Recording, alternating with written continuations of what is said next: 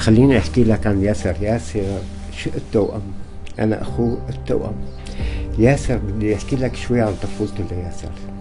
ياسر من طفولته كان صف سابع ثامن، كنا اخذين بيت اهل جديد.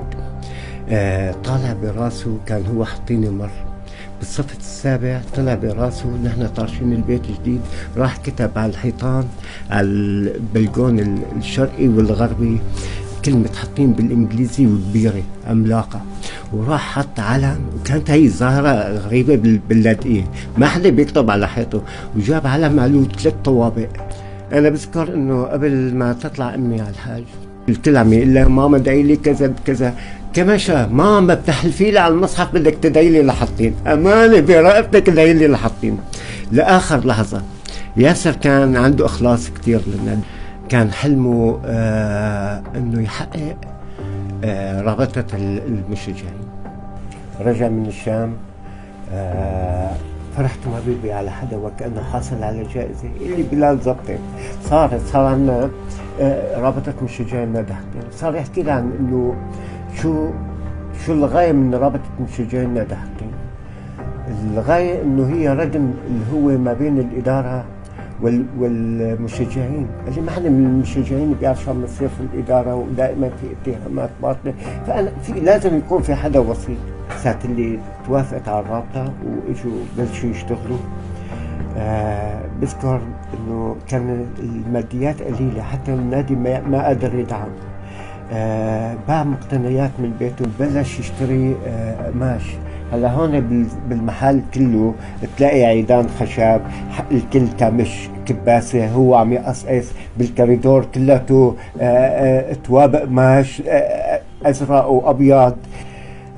ساعة اللي صارت هي الموجة وهالكرنفالات اللي سواها ياسر، هون كان ياسر محقق شيء من حلم، شيء كان يحلم فيه، اللي أنا اللي كنت أحلم فيه شفته على أرض الواقع.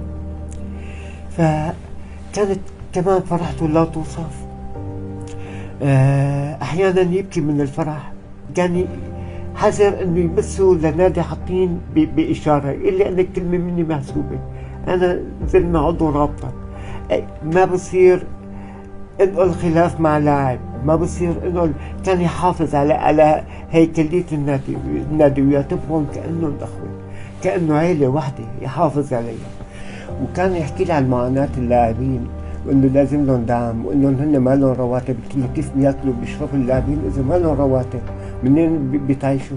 قال لي يعني في بصليبه، في مناطق العالم الحطينيه ما بياخذوا من اللاعب الحطيني، ممكن يوقف اللاعب الحطيني على اي فرن او على فرن حطيني ما يحاسبه، ويضل طول حياته خبزه ببلاش، انه هذا لمجرد حطيني. من الطفولة كان بكل مباراة بده يروح، بده يهيئ، بده يعمل. تولعت بشيء اسمه فوتبول، شيء اسمه طابة، شيء اسمه أبيض وأزرق. طول حياتنا نحن بننبسط لما نرجع نكون عاملين إنجاز، ربحانين على شيء حدا، عاملين شيء، عم نعلق هالأعلام، عم نسمع هالزمامير، الجماهير ماشية بالطرقات، هتافات.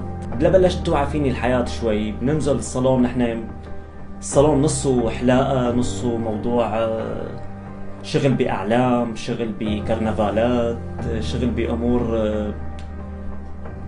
يعني، وكلها صور مبينة في من طفولتي. أنا كنت حب موضوع لما يكون في لعبة لحطين، أقعد قاتله بالليل، إنه أجي لراضي بابا بدي أنزل معك صبح ملعب كذا، انزل. اتمنى هيك يضل دائما عندي بيجاماتي الحطينيه، انا خلص حطيني. بمره من المرات كان في عمود بقلب الملعب لساته موجود بظن لليوم، طلع عليه تعربش حامل العلم لافه على حاله، طلع على اخر العمود بلش يعلق العلم ويربطه. الناس عم مستغربه انه هذا كيف طلع لفوق. كان له مواقف كتير حلوه، كان له كتير شغلات يعملها بالملعب، الناس بتحب له اياها يعني. أول ما جيت على الصالون أنا كنت منتمي لفريق تاني منافس، فكنت شوفهم يسووا الإعلام، يسووا هالأمور هيدي. انتمائه للنادي خلاني أحب إنه كون منتمي للفريق، للنادي، لحطين، ياخذني مع المباريات، هو كان نموذج كتير مثالي عن أهل الوفا. دم نحن كان يقول لي نحن يا ابوي دمنا ازرق، نحن حاطينيه. ياسر